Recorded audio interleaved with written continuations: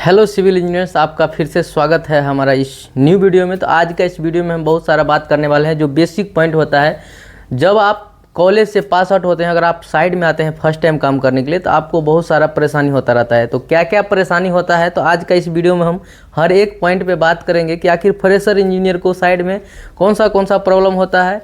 वो सब कुछ आज का इस वीडियो में हम आपको बताने वाले हैं। अगर आप इस वीडियो को पूरा देख लेते हैं, अगर आप एक फ्रेशर इंजीनियर हैं, फोरमैन, अगर सुपरवाइज़र भी हैं, तो आपको साइड का लगभग 50% जानकारी हो जाएगा कि आखिर साइड में काम कैसे किया जाता है, क्या है उसका सही प्रोसेस, हमको कैसे क्वांटिटी निकालना है। मान लीजिए अगर आप सुपरवाइज़र हैं या काम सीख रहे हैं या फोरमैन हैं, तो आपको कंक्रीट का क्वांटिटी कैसे निकालना है, या सेटरिंग का क्वांटिटी कैसे निकालना है, सेटरिंग एरिया कैसे निकालना है।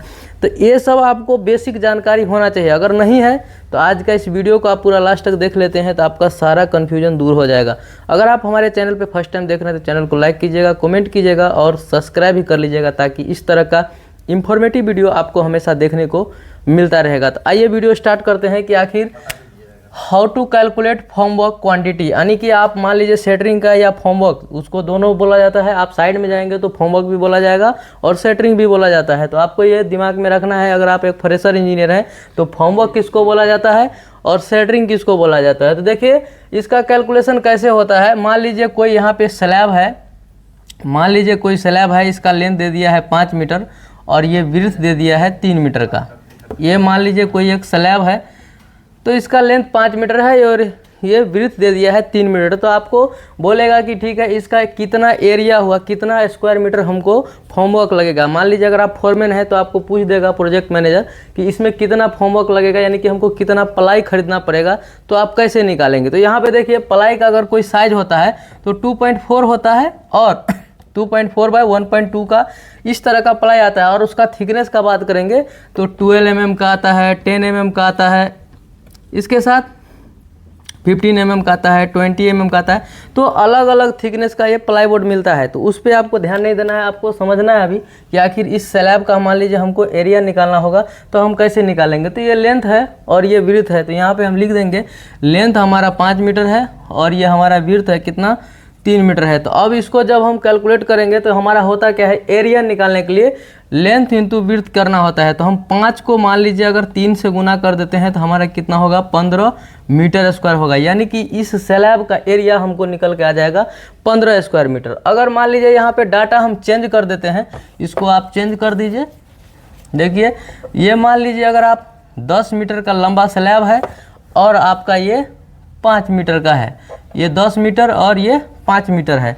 तो यहाँ पे हम इसको भी चेंज करेंगे, यहाँ पे 10 लिख देंगे लेंथ और विड्थ हम लिख देंगे 5 मीटर, इसको 5 मीटर लिख देंगे। फिर से इसको वही करना है, जब भी हमको एरिया निकालना रहेगा तो लंबाई गुने चौड़ाई कर देना, यानी कि लेंथ इंटू विड्थ कर देंगे। तो इसको हम 10 को अगर 5 से गुना कर देंगे तो कितना हो जाएगा हमारे पास, 10 को 5 से गुना कीजिएगा तो आपको 50 मीटर स्क्वायर, यानी कि आपका जो एरिया निकल के आएगा वो कितना आएगा, 50 स्क्वायर मीटर आ जाएगा। तो उसी तरीके से आप कैसा भी एरिया हो, आप इसको आसानी से आप निकाल सकते हैं। इसके साथ हम आपको और बताएंगे, मान लीजिए आप फोरमैन है, काम कर रहे हैं साइड में, आप पता नहीं है कि आखिर बीम का क्वांटिटी कैसे निकलेगा। मान लीजिए आपको बीम का फॉर्मवर्क निकालने के लिए दिया जाएगा, तो आप कैसे निकालेंगे बीम का फॉर्मवर्क, कैसे निकालेंगे। मान लीजिए यहाँ से लेकर यहाँ तक कोई क्या है हमारा, ये क्या है, बीम है, ये क्या है, बीम है। अगर बीम का हम लेंथ का बात करें तो ये 5 मीटर है और अगर हम इसका चौड़ाई का बात करेंगे तो ये क्या है, 2 मीटर का है।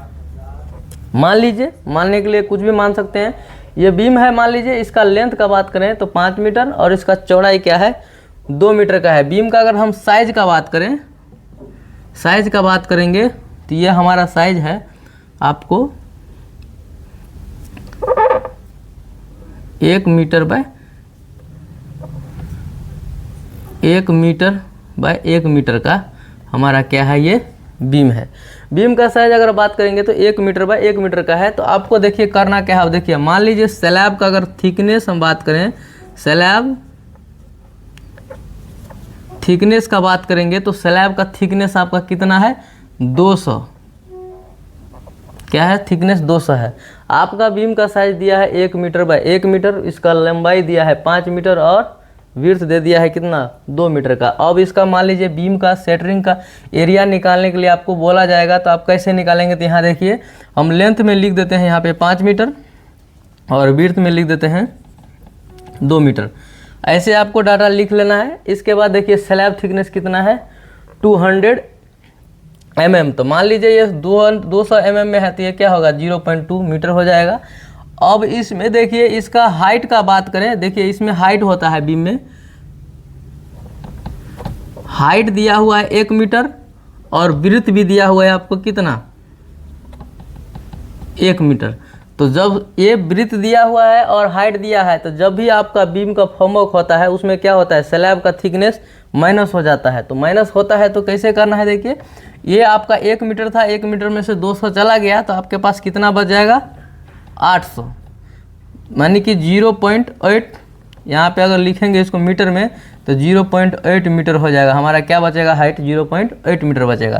तो अगर इसका फॉर्मवर्क आपको निकालना है तो आप कैसे निकालेंगे, देखिए क्योंकि बीम में 2 साइड होता है। अब आपको समझाते हैं कैसे होता है वो समझिए। देखिए हमारे पास मान लीजिए एक बॉक्स है, देखिए हमारे पास ये बॉक्स है, इसको अगर हम ओपन करेंगे देखिए तो ये हमारे पास क्या हो जाएगा, ऐसे बीम होता है, यानी कि इधर से एक साइड रहेगा और इधर से भी एक साइड होगा, और क्या होगा बीच में क्या रहता है ओपन रहता है पूरा, यहाँ से वहाँ तक जितना लंबा आपका बीम होगा उतना ओपन होगा। तो ये लेंथ हमारा दिया हुआ है यहाँ पे देखिए 5 मीटर दिया हुआ है, और ये हाइट का अगर हम बात करें तो ये 1 मीटर का हाइट दिया हुआ, कितना दिया है 1 मीटर हाइट दिया। तो आप समझ गए ये लेंथ है और ये बीम का क्या हो गया हाइट हो गया, मतलब ये डेप्थ हो गया बीम का। तो ये जब स्लैब आप कास्टिंग कीजिएगा तो इसके ऊपर में क्या होता है प्लाई लगाया जाता है। अब आप उसको प्लाई कैसे लगाता है वो भी मैं बताता हूँ। देखिए ये आप बीम बॉटम साइड ठोक देंगे, इसके ऊपर से क्या होगा यहाँ पे स्लैब का प्लाई लगाया जाता है, तो प्लाई लगाया जाता है। अब देखिए इसको कैसे कैलकुलेट करेंगे, तो इसमें से हम क्या किए बीम का जो हाइट होगा उसमें से स्लैब को माइनस कर देंगे। तो हम जब स्लैब को माइनस करेंगे तो यहाँ पे हमारे पास 1 मीटर है, इसमें से हम 0.2 मीटर को माइनस कर देंगे तो हमारे पास कितना हो जाएगा, हमारे पास जो हाइट होगा हाइट हमको बच जाएगा 800 mm, यानी कि 0.8 मीटर हमको बच जाएगा। तो अब आपको कैसे निकालना है, देखिए तो ये लेंथ 5 मीटर है तो आपको 5 लिख देना है, गुने में लिख देना है 0.8 मीटर, और इसको जब गुना कर दीजिएगा जो आएगा आपका क्या होगा वो आपका मीटर स्क्वायर हो जाएगा। जितना भी आंसर आपको आएगा इसको गुना करिएगा, गुना करने के बाद जो आएगा आपको मीटर स्क्वायर में रिजल्ट हो जाएगा। अब देखिए बीम में क्या होता है 2 साइड होता है, इसको आपको इसीलिए समझा रहे थे। देखिए बीम जब आप मारते हैं तो इधर एक साइड लगता है और एक अपोजिट साइड में लगता है, तो सेम देखिए दोनों तरफ से क्या होता है साइड लगता है। तो इसका भी एरिया निकालना है और इसका भी दोनों तरफ का एरिया निकालना है। तो जब इसको निकालेंगे आप तो इसको क्या करना है बाद में, अगर यहाँ पे भी आप 2 से मल्टीप्लाई कर सकते हैं, नहीं तो डायरेक्ट 5 गुना 0.8 और गुना 2 कर दीजिएगा तो क्या हो जाएगा इधर का भी निकल जाएगा और बैक साइड वाला भी निकल जाएगा। और ध्यान रखना है आपको कि कभी भी बीम का आप एक सेंटरिंग निकालते हैं तो आपको बॉटम नहीं निकालना है, क्योंकि डायरेक्ट जब आप स्लैब, मान लीजिए ये स्लैब है, मान लीजिए ये आपका स्लैब है, यहाँ पे बीम दिया हुआ था और इधर भी बीम दिया हुआ था, तो जब आप स्लैब का एरिया निकालते हैं तो ये भी एरिया क्या हो जाता है काउंट हो जाता है, ये भी एरिया क्या होता है काउंट हो जाता है। तो क्या होगा आपको उस समय में बॉटम का क्या करना है फॉर्मवर्क नहीं निकालना है, सिर्फ आपको क्या करना है दोनों साइड निकालना है। साइड मतलब यहाँ पे आप इसको अच्छा से एग्जांपल में समझिए, ये बीम का साइड होता है और ये साइड में भी इधर साइड और इधर जो भी लगा होता है इसको साइड बोला जाता है। आप अगर फ्रेशर इंजीनियर हैं तो इस बात को ध्यान से समझ लीजिए। तो फिर से एक बार मैं रिवाइज करता हूँ, देखिए कैसे निकालना है। बीम का लेंथ था 5 मीटर और इसका चौड़ाई था 2 मीटर था, तो 2 मीटर इसका क्या था चौड़ाई था। तो हमको उस चौड़ाई से मतलब नहीं है, हमको इस साइड का ये जो हमारा है इसका साइड का फॉर्मवर्क निकालना है, यानी कि यहाँ से लेकर इस एरिया का हमको क्वांटिटी निकालना है कि कितना हमको मीटर स्क्वायर हुआ है, इस साइड का और इसका अपोजिट साइड का दोनों का एरिया निकालना था। इसीलिए हमारा लेंथ 5 मीटर तो फिक्स था, लेकिन इसका हाइट का हम बात करें तो हाइट 1 मीटर का था, क्योंकि बीम का साइज दिया हुआ है 1 मीटर बाय 1 मीटर। तो हमारे पास जब हम इसमें से माइनस कर देंगे हमारे पास 1 मीटर मान लीजिए था जिसको 1000 mm बोलते हैं, इसमें से अगर हम 200 माइनस कर देंगे तो हमारे पास 800 mm बचेगा, यानी कि मीटर में बात करेंगे तो 0.8 मीटर बचेगा।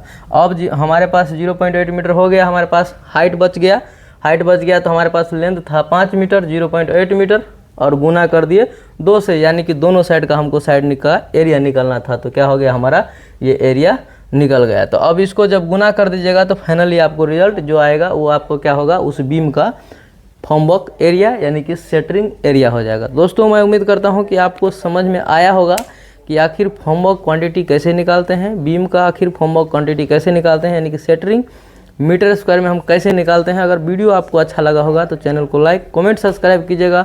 बाकी वीडियो लास्ट तक देखने के लिए थैंक यू, धन्यवाद। वीडियो चल रहा है कि नहीं।